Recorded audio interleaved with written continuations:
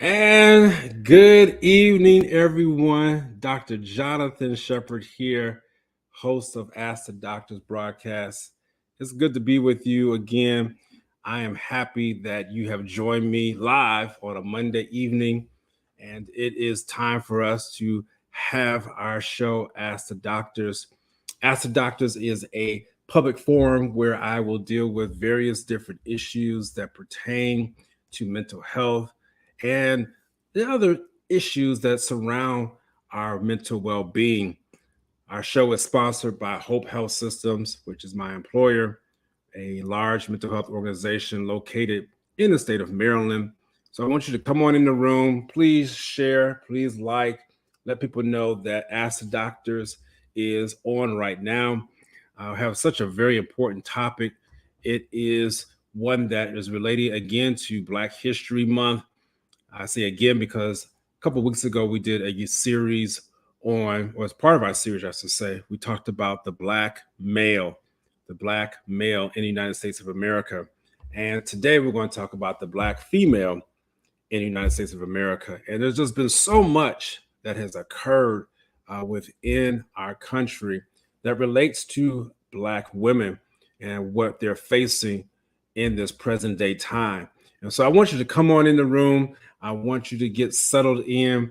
I want you to know that Hope Health Systems, where I work, is concerned about you.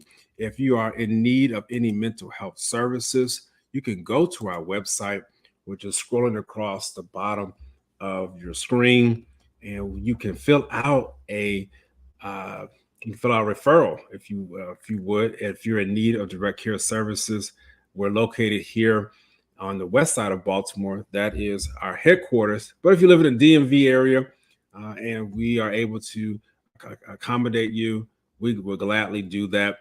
So many people are in need of mental services during this time. And so we don't want anyone to go lacking because of not being able to find someone. And if we can't service you, we'll refer you to someone who can. I literally get contacted each week by someone about mental health services, whether it be through my website, whether it be through Hope Health Systems. You can look up on my YouTube channel to see the various ways in which you can contact me. But for right now, the best way is through Hope Health Systems, and we will gladly service you. Let's get to our topic at hand. I am excited because I have two wonderful people, two people who I know well, work with them, and they're going to help with laying out this particular subject matter today. Such an important topic, the state of mental health for the Black female in the United States of America. And of course, we have two extraordinary Black females who are here today. I'm going to go ahead and bring them on in. And as I do that, they will introduce themselves to our audience. Come on in, please like and share. Let somebody know Ask the Doctors is on right now. I'm going to start with Andrea Brown. Hello. How are you doing? I'm doing well. Excited about this topic tonight. Excited about it's interesting, and I don't know if you meant to do it. I like the strategy about Black History Month, but also right on the cusp of Women's History Month, right? So it's, I love that your timing couldn't be more perfect. So I'm doing all right. And for those of you who don't know me, I'm the executive director for the Black Mental Health Alliance, and much, much more than that. I'm an activist. I am an advocate, and super excited about this conversation today. So thank you for the invite. Absolutely. We work together on the Black Mental Health Alliance, and Andrea's actually coming up on her 2-year anniversary. Yes. Believe it or not, she started as the pandemic was starting, so we'll never forget her start date. You got that right. I thought it was a cruel joke, but it's been a wonderful ride. It has been. Oh, that's wonderful. And so glad to have you. I know you're going to add to this discussion. And then another one of my friends who is here. She is an entrepreneur.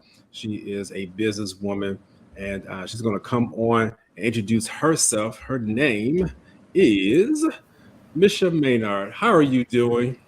I am well. I'm doing outstanding. And thank you so much. I'm excited as well about this topic. I'm excited to be able to share and then also to learn just from others, just from those in the audience, and also from yourselves. I am Misha Maynard. I am a businesswoman. I currently am dealing with, I do public and private partnerships, but we're working in the healthcare industry dealing with everything with COVID. So we do everything responding to COVID. So we've been busy over the last 2 years ourselves. But I also have my hands in nonprofit as well. So I'm very interested in hearing the discussion and engaging everyone that is here in the audience. So thank you so much for the invitation. Absolutely, absolutely. So for those who are coming on in, please go ahead, share and like. You see me looking down, it's because I'm sharing this message with those who I know who need to hear it. So please go ahead and do that. And let's go ahead and get started because you're right, Andrea. Tomorrow starts Women History Month. And so, yes, it was strategic as to have this particular show in between Black History Month and Women History Month uh, because Black women have been the backbone of this country. We just have to admit it. They have been, and they have continued to be able to showcase their talents in so many different ways. And so I just want to talk a little bit about, we have some questions that we have here, but I just want to dialogue and I want to hear even from my audience as we're talking. But since the pandemic has hit, so much has changed. Our landscape has changed. Our atmosphere, literally, in society as we know it, has changed. But I want you to talk, and we'll start with Andrea, and we'll just flow from there. I want you to just talk about some factors that have positively affected the mental health of Black women during this time. And I'm choosing positive right now because so many people talk about the negative. Let's talk about the positive first, and let's get this train going. So it's interesting. So it's funny that you that you say that because I was immediately ready for both. But when we start talking about positive, it really has been a moment for women, right? Especially in this space. When we talk about COVID, it has really been a moment for us to be even more creative than we've been in the past, to elevate and heighten our skills and our senses. And what's interesting is we've been able to do it. Our children are home, at least they were. Whether we're taking care of elderly parents or not. And so really sort of juggling this space. So we've been able to do some things that traditionally we would not have been able to do, work remotely for those of us who've been able to. But I say again, it really has really given us an opportunity to really hone in on our creative senses. And I think that is, and that's been long overdue. Oftentimes when we have the 9 to 5, and doesn't mean we still don't have that, but we've not been able to do those kinds of things. And so in that regard, and even in some small regard, we have looked at self-care a little bit differently because we are home, because there is so much, we're juggling so many glass balls.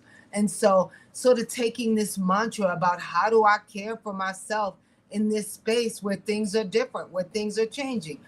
And I think I can't wait to hear from Misha. But I think one of the other things that has given us the opportunity to almost dream again about what could be possible in a space once we move from here. And oftentimes we're moving, we don't get to dream. So I think it's forced us to dream again. Okay. All right. That's good. Misha, are you dreaming again? Well, yes, I am. I'm dreaming.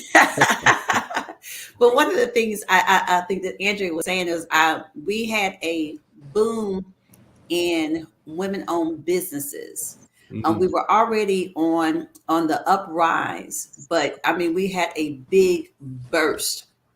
And I think because as women, we are nurturers, we're incubators. And so during this pandemic, being at home, we had to be creative and find out ways in order, one, to balance our family's life. And from that, many women started new businesses from home and found out that they could be effective by being at home.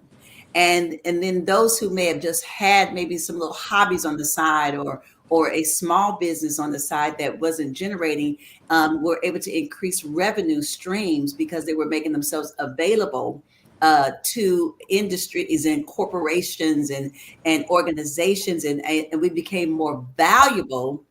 Even though we knew we were, we became more valuable to society as a whole. So when you look across the landscape, you find that women started showing up and showing out and become more recognized in different industries. And so one of the areas I saw a great increase in just personally was IT.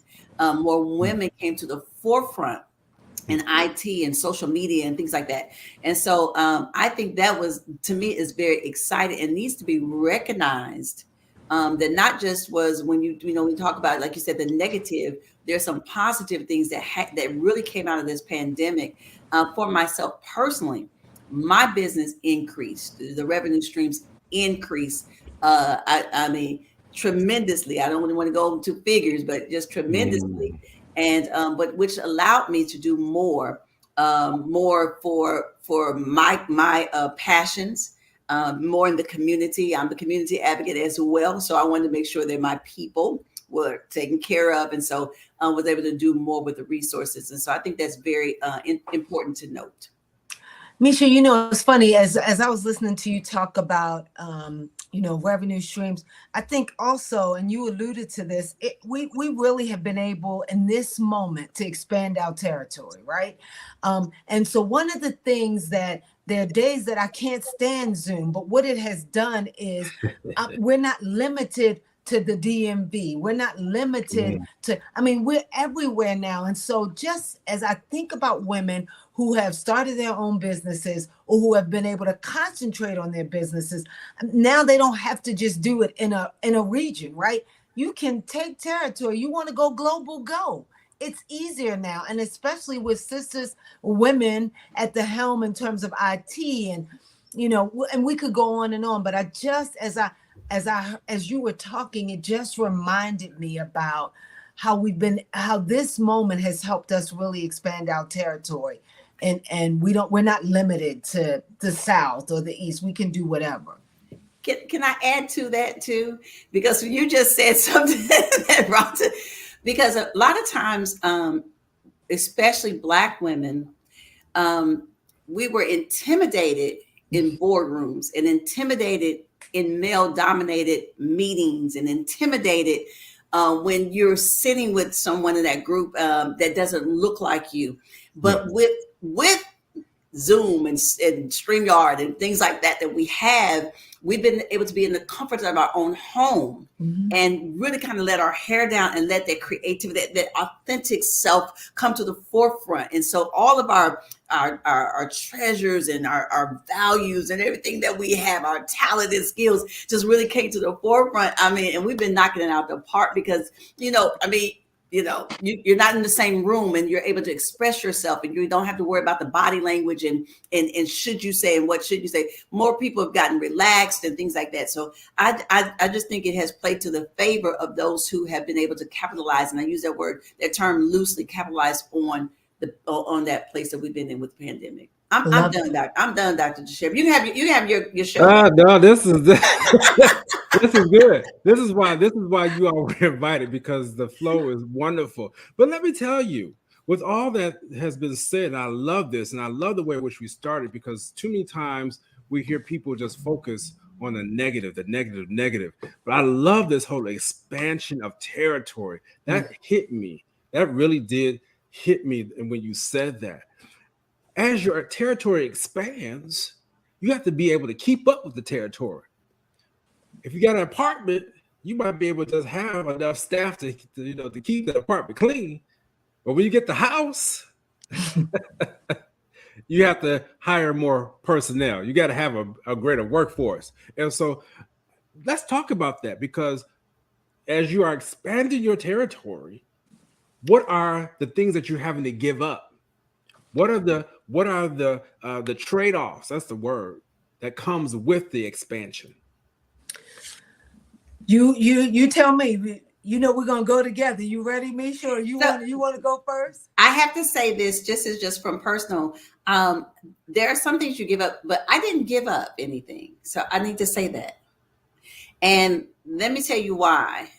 Because I put a model in place. My model allows for me to still focus on the things that are so important to me. Ministry and service in the community are very important to me. So I put a model together when I started off. And what I did was I pulled teams together and I have people in position that can run while I'm there or not there. So I come in and I started off. I set it up myself because I want to make sure that it runs well, that it has my flavor on it. I'm in it. It needs to look like me. Okay. And then I put those people in place. And so even today, I have sites I have 4 clinics that I run, but I can be in Nashville. I can be in San Juan. I could be anywhere I need to be. And those 4 clinics are running, and they're running almost, the same in every clinic, providing the services that my clients have asked for me to provide, because I refuse to give up ministering and I refuse to give up community advocacy. I refuse to, because that's where my heart is. And so I when you say hiring, I could have kept all the money to myself, but it's not worth it. I'm going to bring people in, run it, and then I'm going to make sure that I'm focused on those things that I'm passionate about. So I didn't give up anything. I'm just saying. So it's interesting. So wow. It's funny, as I was listening to you, I just wonder. You said two things that just warmed my heart, but also I get why some people had to give up some things or did, and partly because there was no template in place for them. You put a system in place, and quite frankly, that would be invaluable to other women, right? I mean, and it may sound like a small thing, but it really isn't, because as folk are growing, they don't know what the priorities are, and that's because sometimes it takes off quicker than you, right? And so, oftentimes the things that we pray for and hope for are here, but we've still not prepared ourselves in a way so that when they take off, we know what to do. So, but for people who didn't, right? For people who didn't have systems in place and weren't sure about the priorities, and they just, I mean, their things took off. For them, it has almost been exhausting, because now they're trying to play catch up. I think Dr. Shepard said it best. There were no teams in place, because some of it is like, do I keep the money? Do I pay? Do I whatever? But the lack of sort of coaching around what to do when you get to this place can be a detriment, because then that's when anxiety sets in. That's when you sort of take your eye off things. And so for you, because you had the wisdom to be able to put the model in place, but for those who haven't, it has cost them. Yeah. So it was just me. So let me just make sure I say that it was just me until June 2020. So I was my only employee. Yeah. But in my mind, I knew that there were some things that I wanted. And so again, like I said, I wasn't willing to sacrifice or give up what was so important to me. And that's ministry and community advocacy. It just was so important to me that I was willing to give, if it was my salary, to someone else to make sure things ran, and that I provided the service to my clients. And I will say this, and I appreciate what you said. So to anyone who is listening, I think you do have to weigh it. You've got to step aside and you've got to weigh, what are you willing to give up? And so many times we sacrifice family, we sacrifice our what we believe in, what we consider to be valuable. We sacrifice those things because we really feel like they're going to always be there. They're always going to be connected to us, and so, but I wasn't willing to do that. Family is vitally important to me, and I'm not going to give up my family, not going to give up, I'd rather give you money and I tell people this all the time, relationships to me are more valuable than money. So But you say it best. I mean, again, even though you started with just you, as it started to grow and as you started to expand, right? You knew enough to be able to say, I've got to put some systems in place. And what I want to say to you and for us, as I said out loud, that is gold for people in this space who have a moment, want to seize their moment, but just don't know as things grow what to do. And so I think that, I feel like there's something coming on that people can benefit. I'm just going to say that. I'm going to put it in the atmosphere. That's all I'm going to say. Yeah. So let me say this. So let me interject this, because people need to understand that when you put systems in place, you have to have the right mindset. So if you go back and look at the definition of what mental health is, which I want you all to really tackle this, because I hear what you all are saying, and I believe people are hearing you. But I also understand that there's somebody out there right now and say, I want to do what you're saying, Misha. I want to do what you're talking about, Andrea, but I can't because my mind's not right. And when you think about mental health, and again, I hope no one takes offense to that, but I understand where we're at. We're bogged down. I talk about the 3 A's all the time. We're anxious, we're angry, and we're apathetic. And it will affect your mental health. Your mental health is defined by 4 tenets. PCWC, as people know, that's my mantra: potential, cope, work, and contribution. And so you've been talking about that in various, loosely, if I could, loosely coupled to that.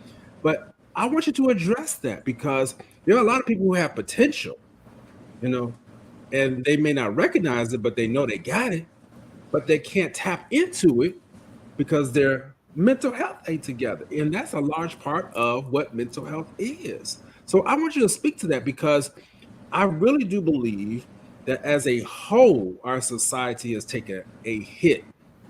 It really has. There's some people who've risen to the top. That's true. But overall, I mean, we've encountered some real tough blows. And the Black people have been really at the forefront of those blows. So I want you to speak to some of those Black women. Tell a little bit about some of your ups and downs that you may have even experienced during the pandemic, or ups and downs as you were putting forth your business. Let's go there. Go ahead, jump in. Okay. No, I probably won't even. So a couple of things. Dr. Shepherd talked about, this about the mindset, right? And it really is. We've got to message differently, right? I mean, and we've got to teach ourselves some of that. I mean, that's just the truth of the matter. You were talking about ministry, and I often think about, as a man thinketh, so is he, right? You said that. And but we've got to tell ourselves, we've got to find a counter narrative. But even that it's easier to say, oh, just talk yourself out of it. It's much, much easier, but to say than to do. But I think we have to start there and say, I know this is what I see. I know this is what I know, but seeking help isn't a dirty word, right? It's not dirty language. How do I reduce? Our silence won't protect us, right? So I've got to be able to talk through where I am and what I'm doing. And then here's the other thing. I think, for Black women, that I think has been both helpful and probably in some instances detrimental, having the conversation in a safe way, right? And finding the right who to have the conversation with. Because if you get the right who to have the conversation with, whether that's some of your homegirls, whether that's, part of your think tank, if you have the right conversations, then you really get to explore what this whole mental health piece means, right? And how it's okay we've got to figure out how to reduce the stigma. But if you talk to the wrong who, then it's a vicious cycle, right? You don't get out for a long time, and you don't even realize how bad you are. So I think I want to start there, because I know you got something to say, and I can't wait I just can't wait. Go ahead, Dad. And Misha, no, I do want you to pick up, but I also want you to look at Mark Reed's question that he put in here too. So it's a very important question, and I believe you're going to address it, but I just want to showcase it. How does the Black woman arrive at a mental well-being or a state of well-being to approach where you spoke of before you move forward? So hopefully you got the essence of his question. And so he said it a little bit better than I did. So go ahead. So for me, and it did take a moment. So it was a journey. It didn't happen overnight. I have not always been here. So please understand, I have not always been here. It took a moment. But the first thing is I had to deal with me. Mhm. And I had to be truthful and honest with me. I didn't like where I was mentally. I didn't like the decisions that I made. And I think I've said this before, that your decisions testify of your priorities. So every time you decide to do something, you're telling yourself and everyone else what is important to you. This is my priority. If I take my rent money to go buy clothes to impress someone else, I'm telling myself and everyone else that you are more important than my well-being, than me being safe at home, than making sure my bills are paid and things like that. So every decision I make testifies of my priority. That's the first thing. So I had to deal with Misha. What's going on with me? Then this is something that I've been talking about in our 7 a.m. that we do on Sunday mornings, and that is repositioning people. So as I assess my tribe, which is what you talked about, having that the support group, that, or your group of confidants that you bounce things about around with, accountability partners, sometimes you need to reposition people in your life. People are not talking your same language. People are not supportive. People who are not for you. If they're not for you, and some people say they're against you. Well, if they're not helping you, to me, they're against you, because everybody needs to be pushing you towards the same direction. We need to all be going in the same direction. And even a stagnant person, somebody who's standing still, is not good for me. That's just me, because we need to be moving. If I'm moving, we need to be moving. So you got to look at your tribe. So assess yourself first, then assess that tribe, that support group. Assess them. And if they're not moving in the direction you're moving, they're not helping with your mental health, then it's okay. You have permission to reposition them. Doesn't mean that you put them out your life, but you need to give them another assignment in your life. It can't be your best bud. They can't be the person you talk to every day. If they negative in their conversation, they need to, you just move them out. Maybe you don't talk to them every day. Maybe you check in with them once a quarter. And it's okay. You have permission to do that, because at the end of the day, you are most important. You are the most important person in everything, because I come to this conclusion. If in ministry, community service, and business, if God assigned it to me, it's for me to push it. And if I'm unhealthy, if I'm not able to, then I'm not able to fulfill my assignment in this earth. Period. And so I'm not going to let you stop me from doing that. And I know, come on, Andrea, because she can hit me. Go ahead. No, you said it. You said it much more eloquently, all of that. And I think sometimes we've got to be brave enough to release people to their greater good. Here's the challenge, right? Here's what I see. I often see, like, I love that, have somebody that you can be accountable to. But when the tribe I'm with is saying and doing the same thing, then I don't even know I'm stuck. And so it is important for us to have somebody, right, who doesn't have a dog in this fight, to be able to say, show me, what do you see in me? Because it's one thing to assess ourselves, right? It's that's painful. It can be difficult, because that means we gotta look at ourselves. Remember, we don't want to be in pain. That's the other thing. And then sometimes we don't even know the truth. That's the hard part. And so, but if we get somebody, right, to say, you know what, coach me on this, then I know that I'm gonna have to move out of that tribe. So I love this whole notion around repositioning, but that takes honesty. It takes a real assessment that's painful, and it takes work. And you said, look, this is a journey. I didn't just get here. I had to look at me. There's Maya Angelou has had this quote that I absolutely love, and I'm going to mess it up a little bit, but the gist of it is, is she says, take a day to heal from the lies that you've told yourself, right? That's one. She said, and then take a day to heal from the lies that you've told, that have been told to you. And so, and I often think about that we do that. And I'm like, yeah, and take somebody with an unbiased opinion. So, that's either the lie or the truth, right? So all of this you're right, it all takes work. So I love this whole notion around priorities. But I think we've got for some of us who get that part, we've got to teach that to others. I do. Yeah. Yeah.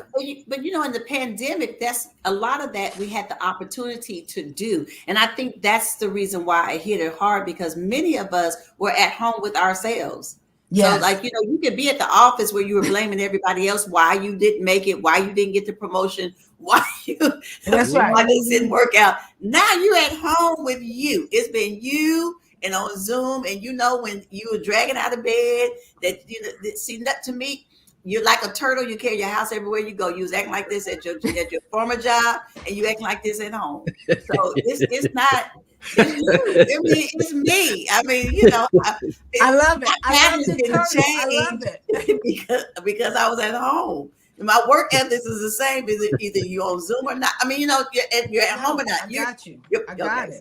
Okay. Anyway, I'm done. Thank you. Lord Don't Jesus. be done. Don't be done. You're not done. No, she said you act like a turtle because you carry your house around everywhere you go.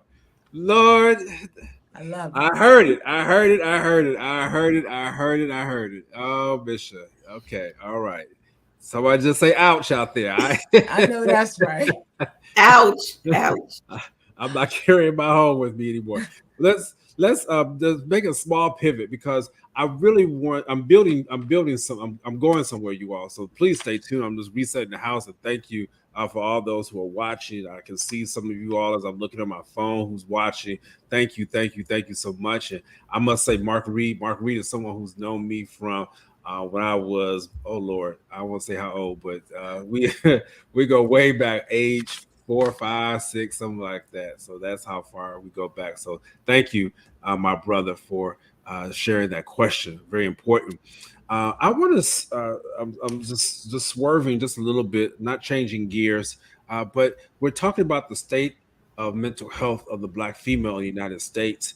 And it's one of the things that has been lifted up over the last 2 years, seeing that we now have our first Black female vice president in such a role in Kamala Harris.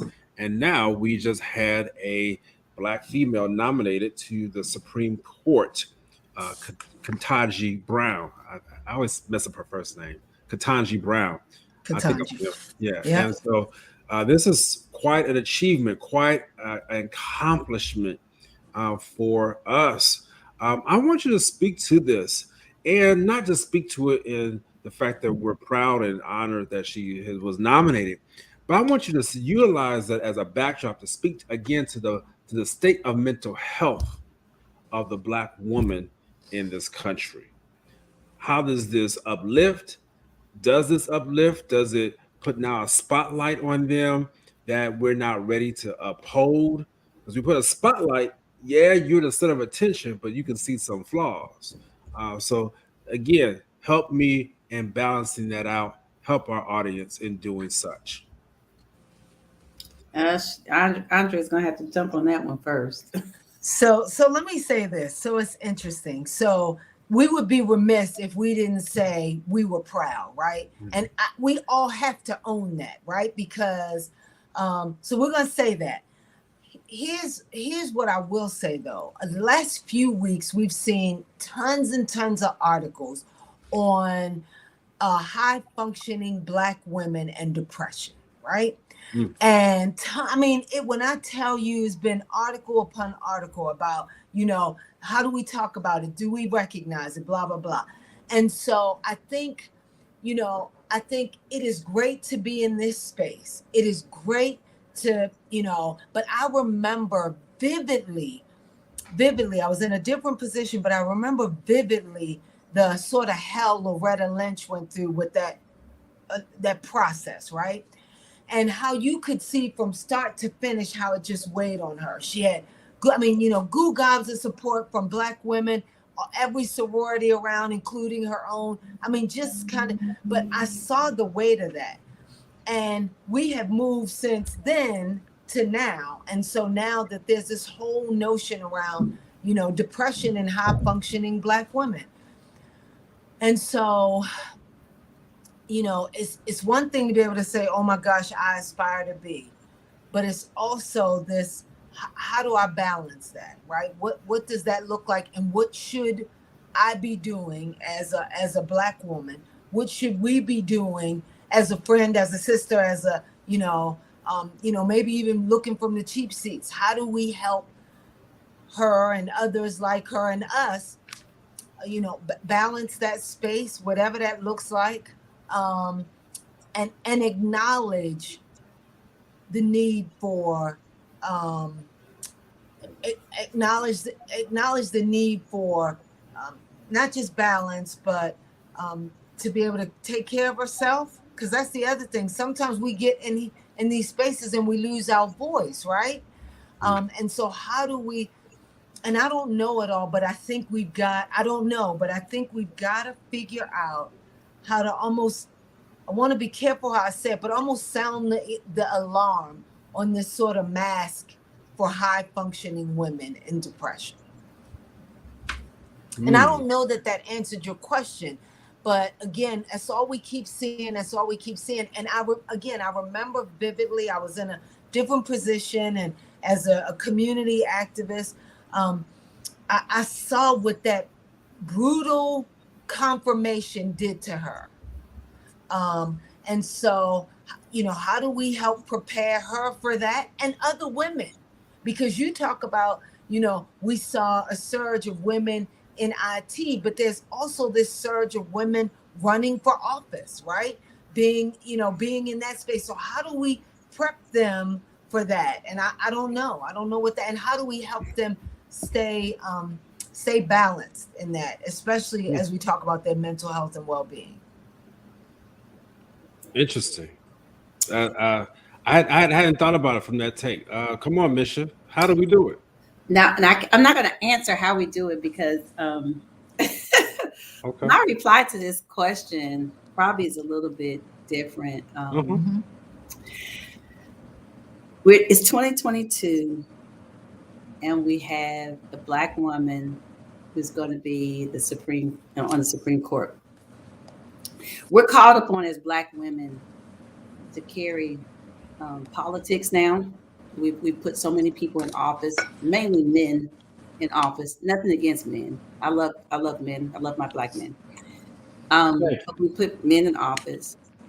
We're called upon to protest because we lost our sons and our daughters to Black violence. We're called upon to work because the white men are not as afraid of us as they are of Black men. So they put us in positions where we're making money so we can take care of our household while they beat our men down. We got to make sure that we stroke the ego of our Black men, because if we don't, then our Black men think that we're trying to lead them and that we're trying to take over for them. So then we got to take care of that. We got to walk gingerly around them. We go to our Black churches and we can't be in charge there because the Bible says that it has to be a priest, which has to be a man. And so we had to shut up there and be silent because the Bible said women should be quiet in the church. We've got to carry. So for me, when I was just like, great. And I'm celebrating her. Please understand that I'm celebrating her. I'm celebrating Kamala Harris. I'm celebrating any Black person, any Black woman that's getting her due. I'm celebrating. But at the same time, we are exhausted. We have been put in so many positions that we've got to carry the weight. And we have a double whammy against us. We Black and we are a woman. And so we're the double minority, but yet we have to do double the work. Yeah. And so when you ask that question, I don't take away celebrating her, but I do want to say I understand the high achieving and the mental anguish that goes along with this. I understand we're always trying to double prove ourselves and trying to make sure that everybody knows that we should be present, that we should be, and we keep giving it, we keep coming, and we keep giving, and we keep coming, and then we're called upon to do the celebration, and we're called upon to cheer everybody on, and we're called upon to cry, and we're called upon to lead, and we're called upon to advocate for them. And I think if we could get just maybe a little bit of help, and I'm not saying that the people are not helping, because you putting this out here is but we need more of you. We need more of it. And so that's just my no, Misha. No, that's we to some degree you may come from it from a different way, but we are saying it, right? And here's what I think, and I appreciate you raising about we need more folk like, more men, more women like Dr. Shepherd. But here's the truth. We have got to figure out a way to sound the alarm. Seriously, specifically for the sisters, because of this space that we're in. And so now, so we're judged because we're here, right? You can do it. We've seen you. And I almost can't stand the word resilience. That's my own stuff. Please don't, almost can't. I'm like, don't tell me I'm resilient. Look, but because it's almost like some badge. Y'all resilient. Yeah. And the rest of us is falling apart, right? So, so you say it, but I would love for us to figure out a way that we sound the alarm so that as we make these accomplishments, right, as we, shatter this, climb that, do all of those things, that we still understand the sort of the secret stuff that we are carrying that is weighing on our mental health. Because, she still got 2 small kids at home. Absolutely. And I mean, she got 2 small kids at home. I don't know about her folks, but, we don't know if she's caretaker and everything else. And so, she's already chief of all these other things, right? And now this. And so, but I think we got to sound the alarm, because what we have done historically is we've pushed it down and kept trucking. So we're on to the next thing, right? We moved and we've not dealt with all of these other things that we needed to deal with.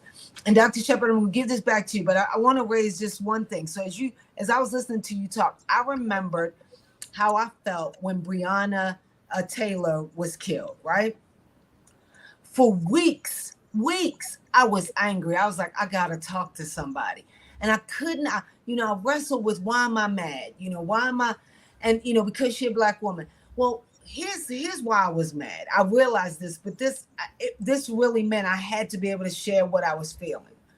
I was mad because that you would have the audacity to break a Black woman's rest when we carry the weight of everybody and our children, our mothers, our fathers, our brothers.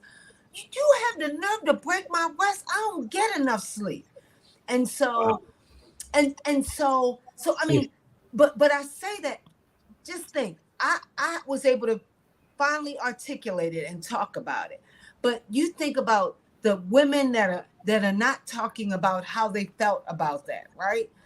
Thinking about if we think about how we don't and we just keep it moving, we not as well as we need to be, right? We're not as well as we need to be or should be for the next leg of this journey. I will say this, Dr. Shepherd, and to also to Andrea, one of the things that I do know that I do and we've done, and that is invest in women. Yeah. And I think that's one of the things that we're learning. I think that we're learning it. I don't think that we've mastered it, but we've got to invest in women. And it's okay to be the shoulder that you cry on. But I'm talking about, instead of, I don't mind you purchasing the red bottoms. I got mine a Louis Vuittons and things like that. But we need to take our money and start investing in change. We've got to start investing in women. There are organizations that are there for that are pushing, Black women who want to be in politics, and so they groom them and teach them, and so those are out there. If you know women who are small business owners that are wanting to get started, they may just need $1,000 or $5,000 to get started. I mean, grab some other people together and say, hey, let's invest in this young woman.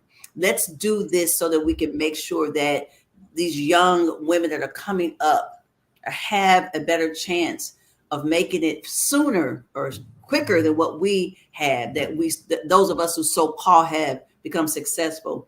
I think that we need to basically put your money where your mouth is. We got to start investing in them. I love that. I love it. And Doc, I know you ready to go to your next question, but I love that. I love that we could invest in their mental health and wellness with intentionality.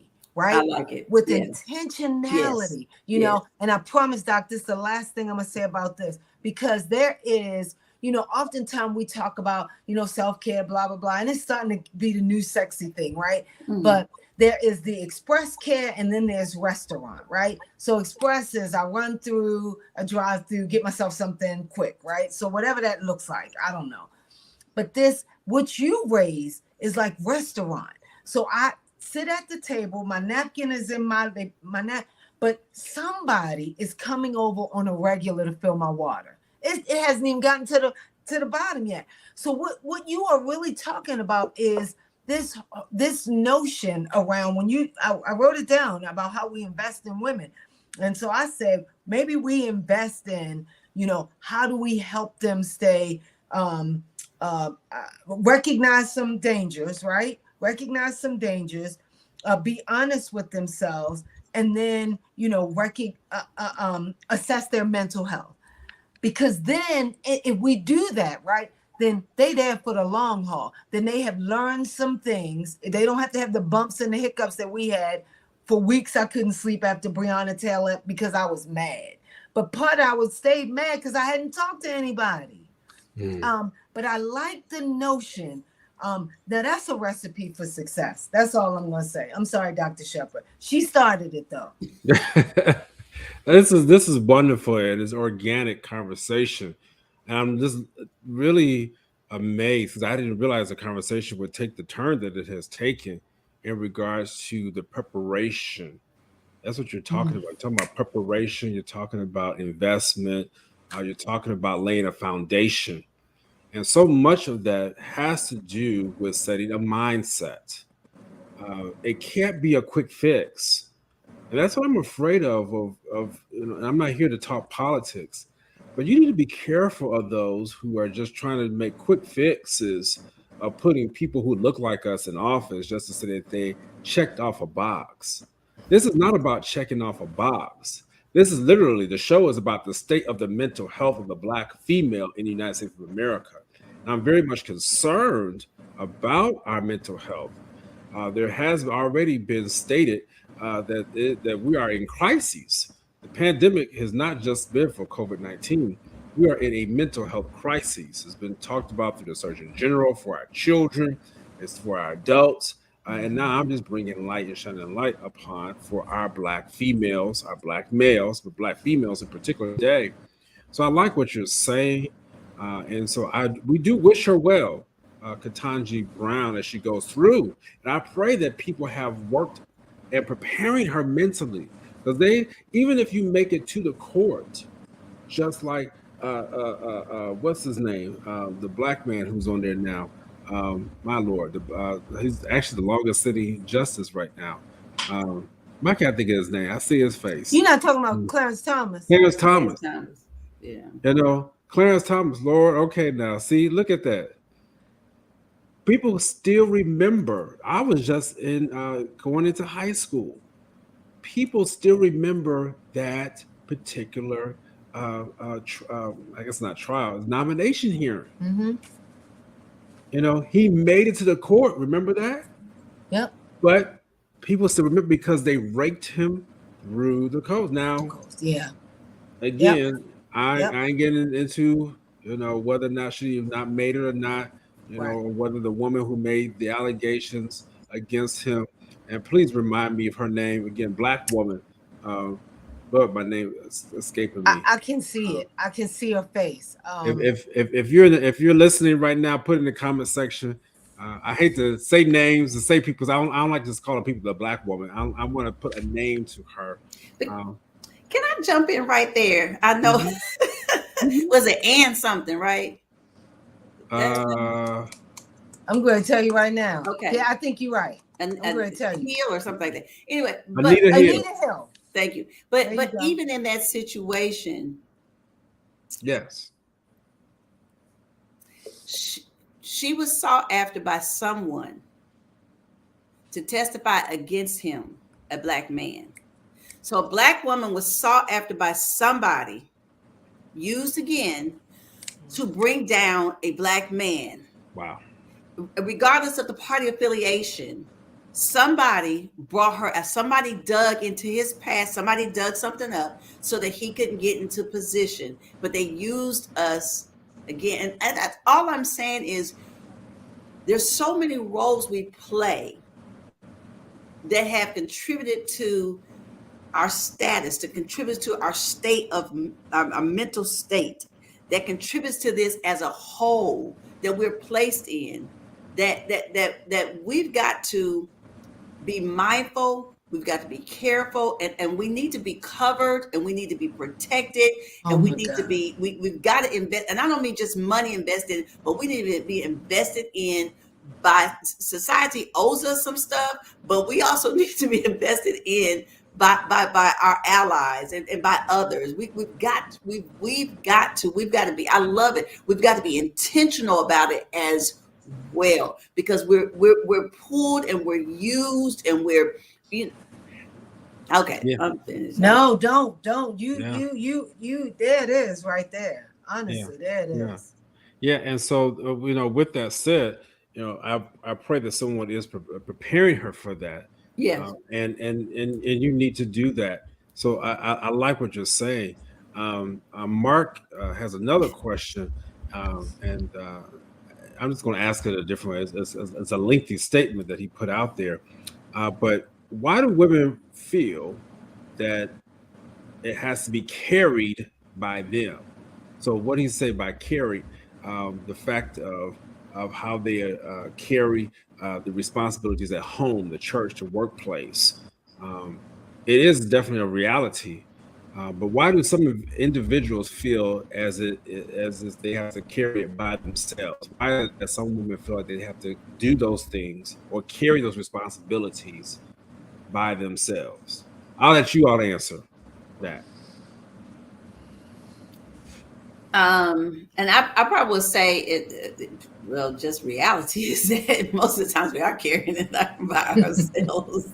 So the reality has been that we have carried it by ourselves. There are some statistics though that also says that Black women are carrying things that I mentioned. But on a serious note, for those who have support systems like myself, in ministry. My father is a bishop in the Church of God in Christ. My brother is a pastor in the Church of God in Christ. And so when it comes to church, in the church arena, and I'll stay there for this moment, they do a fantastic job in making sure that I'm uplifted, I'm well positioned. I don't carry that bar. I don't carry that way. I'm not excluded out of the pulpit. I'm not, excluded out of meetings and things like that because of my gender. And so it's never ever been a problem for me. But I do know there are more women out there that are not like me, that have a different experience. They don't have someone who is making sure that they're, up front, that they're making sure that their voice is being heard. And so, yes, they are having to carry some things. And so, and then a lot of times we just look at society.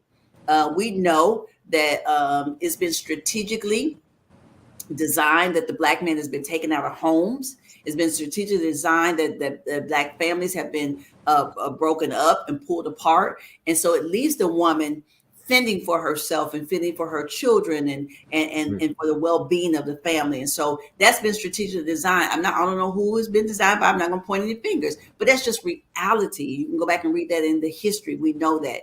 And so now it has perpetuated since, over time, that this is the way life is. And so some people have accepted it. I'm not one who has. I'm very concerned when I hear women who say I don't need a man. That concerns me. And I'm not even dealing with sexual orientation. I'm dealing with the fact that there are males in society and you need a man. There's like you need women, you need men. So it takes all of us to make this thing work. And so I just want to make sure that we're not putting the pressure, continuously putting the pressure on women and asking them to carry it, because we've asked them to carry it. My last statement is, if you go into these southern states, Mississippi was really one. It was really strong. I think South Carolina was another one where the Black woman showed up at the polls and carried the vote. We voted in men. It wasn't women that we put in. We put men in, and it's okay. I'm not knocking it, but we were asked to come to the polls and vote people in, and it was, you look at the numbers and you go back and it's the African American women that did that. And so that's what I'm saying. There's it's proof in the pudding. And I don't think I have anything to add to that. I mean, I think, again, I think you're absolutely right about the strategy around it. I think you're absolutely right. We've assumed the position because we've had to. And that's all. That's it. I think we've got to figure out how to reverse that, right? Because there's something to be said about order. That's all I'm going to say. And there is order for a man, right? There is order for him. And so I cringe when I hear people say, you don't need a man, he don't need no daddy. You a lie. He does. He does. And it's less about, you said it best about, I'm not talking about, the sexual part. I am talking about order. There's a thing called order. So that's my piece. And I know that, and I get quite a bit of pushback on that. And I don't care, but there's something about order. That's all. Yeah. Yeah. And actually it's been proven now. And so people just don't like to admit it, which is why you see the watering down, especially in the Black community. There's a lot of watering down where people don't want to admit that we need each other. If we're not careful, we'll just continue to be a society that is all about me, very individualistic. We were not created like that. No. We were created to be as a collective whole. You don't even have to get into, I used to do is to study science, all right, to really look at that. And I don't want to digress too much there. To know that we are created to be in families. Let me put a pin right there. We're winding down. This has been awesome discussion. We're in the last 2 minutes. I want you to provide some words of encouragement to the Black woman who has been struggling, mentally, physically. They're physically and mentally exhausted because of the economic, social, and the emotional strains of this pandemic. We need to speak to them, speak to her, speak to that grandmother, speak to the mother, speak to the niece, speak to the daughter. All age ranges need to be spoken to right now. So I'm going to start with you, Andrea. Provide some encouragement, and then we'll go straight to you, Misha. Absolutely. So, dear Black woman, this really is your moment. Even if it doesn't feel like you were created for such a time as this. You are not alone. There's help available to you, and there is a circle ready to embrace you. So don't look to the left or to the right. Find real help that's available to you, and know that, again, you were not created to do this alone. There is help available. Powerful. And I speak to the Black woman that is there. When you look at yourself in the mirror, know that you are looking at the finest. You are looking at beauty at its best.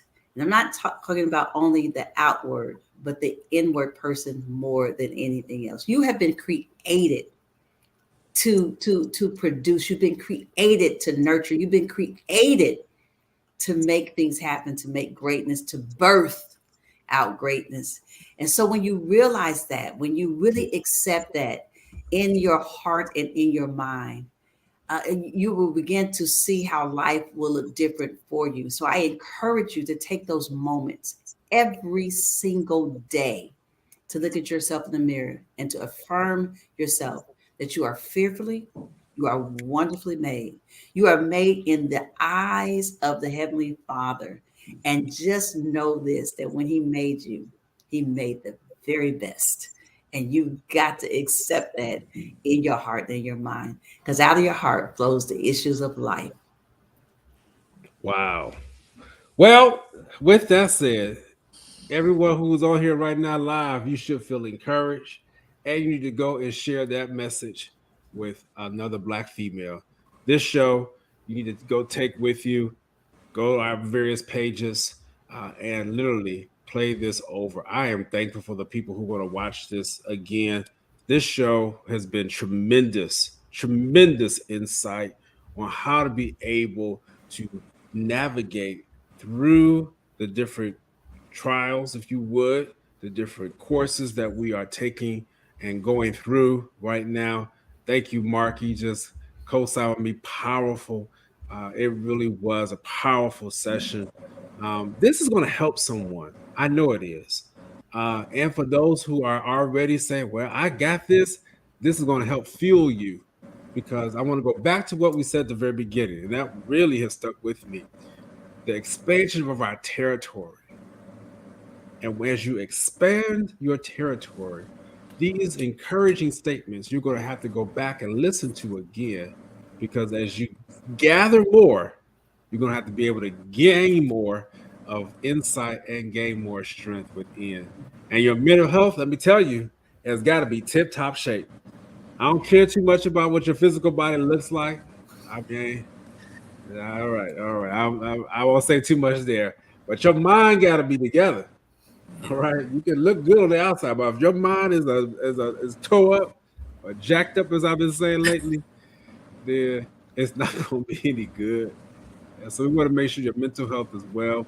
We wish Ketanji Brown well as she goes forward with the nomination, and even for all those Black women who are going up for office. This is a election year. We wish you well, Misha, in all of your endeavors. You make us so proud with the various things and businesses that you are operating, and just to see what you have become, where you've come from. I was to say with one person, as you talked about, and now to having a staff that's working with you in various cities. That is awesome to hear. Thank you, Andrea, for the work that you have continued to do and the light that you continue to shine in our communities, for your sacrifice and your selflessness. And so it is definitely seen and appreciated. And so thank you all for watching. Hope Health Systems, sponsor of this particular broadcast. If you are in need of mental health services, if you know you're that Black woman out there, come on over. We have some people who look like you in most of our departments. And yeah, we'll do you some good. And come on over. We'll take some of that weight off of you. All right, if you allow us to. And when you do so, you'll find yourself much better and ready to expand your territory. All right, this is Ask the Doctors.